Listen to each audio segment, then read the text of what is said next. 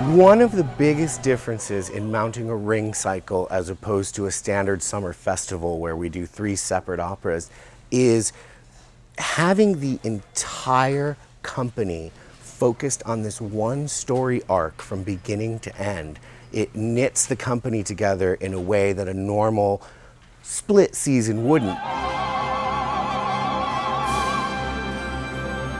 I've spent a lot of time imagining and planning how I would negotiate a part that is this long and this challenging and this difficult, and you know, something that everybody knows is such a great trial for the tenor.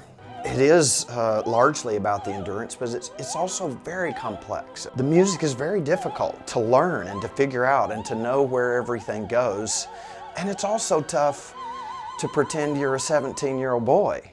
I mean, you should see me at night when rehearsals are over. I've got frozen peas on this knee and frozen corn on this knee and heating packs on the back and on the shoulder and Epsom salt baths. And because I would love to embody at least a spirit of youth that I do not necessarily possess in real life.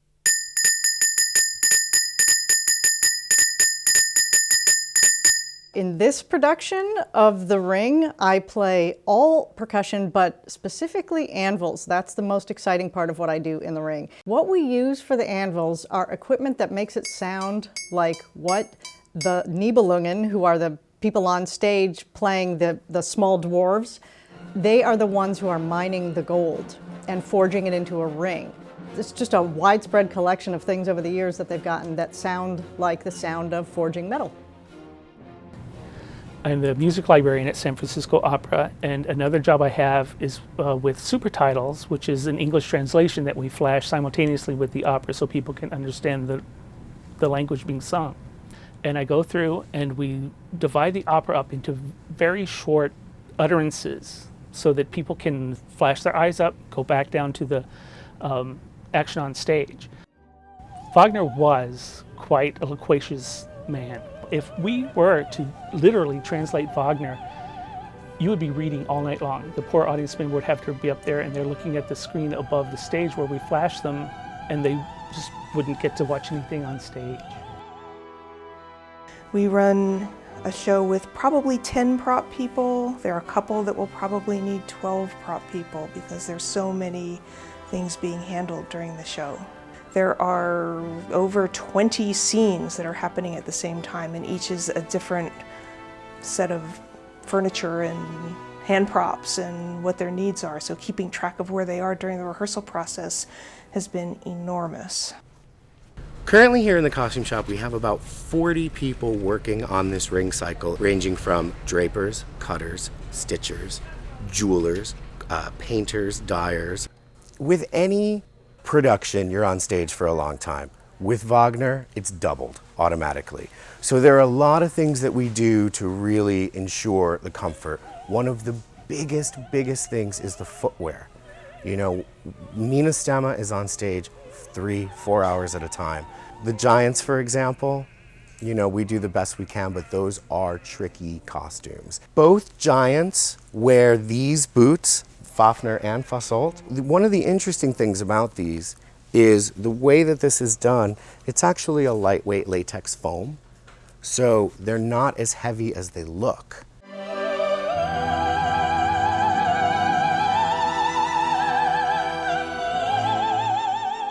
I'm embracing the joy of it. I'm embracing, more than anything, the gratitude and the thankfulness that I feel to get a shot like this and to get a chance to do this music. Have you heard it? It's amazing, and it is such a thrill to sing. And that's, you know, that's why I'm here. You know, I'm not here for anything else, really. Not for the audience, not for the critics. I'm here because I love trying to do this. You know, there are many differences between opera and symphony playing, but I think one of the big differences is once in a while we're playing a cue that's going on stage, and that would be really critical for someone making a giant motion, which happens in different parts of the ring. Someone makes a big motion on stage, and if we weren't there to supply the noise for it, it would be pretty bad. When we have a problem and get ahead or behind of the singers on stage, we have to follow them pretty much. When that happens, my biggest fear is that suddenly the audience is taken out of the action. So what we do is we realize there's a problem, we'll take the slides down, I'll see when we can catch up with the singers in the score, and I tell my operator to go to that particular slide, and when the music comes up to that, we're back on track. In each opera, you see we span periods of the 20th century. And so one of the challenges is recreating these periods. You know, instead of one opera where you're creating one world, we're actually creating 5. Out of the package, these were really bright and really outrageous and didn't really fit into our post-apocalyptic world. So they've all gone through this severe distressing process where they're covered with mud, flex glue, a little sawdust to mimic mold. And then when you see the soloists are in traditional blaze orange hunting outfits. So there's the tiniest hint of orange spray on these. And it won't really read on stage, but we've done this little trick to marry everything so you have a harmonious view. Each opera has different needs out of its Tarnhelm, and of course it's supposed to look like the same piece throughout all 4 operas, which is what's interesting about doing The Ring as opposed to any other opera. We have continuity from opera to opera. We do a lot of stage blood in a lot of operas. This particular one is the only blood we've ever put into a machine, because that's what Wagner is in this production. It's part of the industrial age, taking over from the natural age. So when Wagner becomes a giant, he is a giant machine. This is such an incredible story, and what Francesca Zambello is doing by making it accessible and correlating it to this, you know, past century and everything that we know, I think it's an incredible, important social commentary. What I love best about my job is being all alone, having a headset on, listening to the great music of the ages, going right into my ear when I get to sit and watch the music like I always did when I was growing up. And to me, that's just paradise.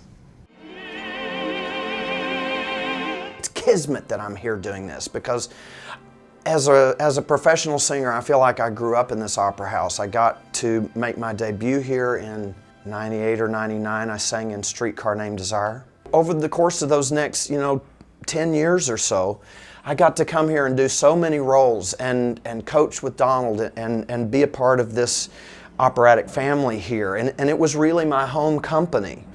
So to get to come back here, after the journey that I've been through, and to step into a role like Siegfried, it's almost magic. It's almost religious. It does sometimes feel, when I walked out there on that stage and looked up at that auditorium again, as many shows as I've done here, to step back in the role of Siegfried, it was very emotional. And I say it again, I'm blessed. I count my blessings every day. I'm so happy to be here. I'm so happy that it's here at this company and that it's Siegfried. Are you kidding me? It's crazy good, crazy good.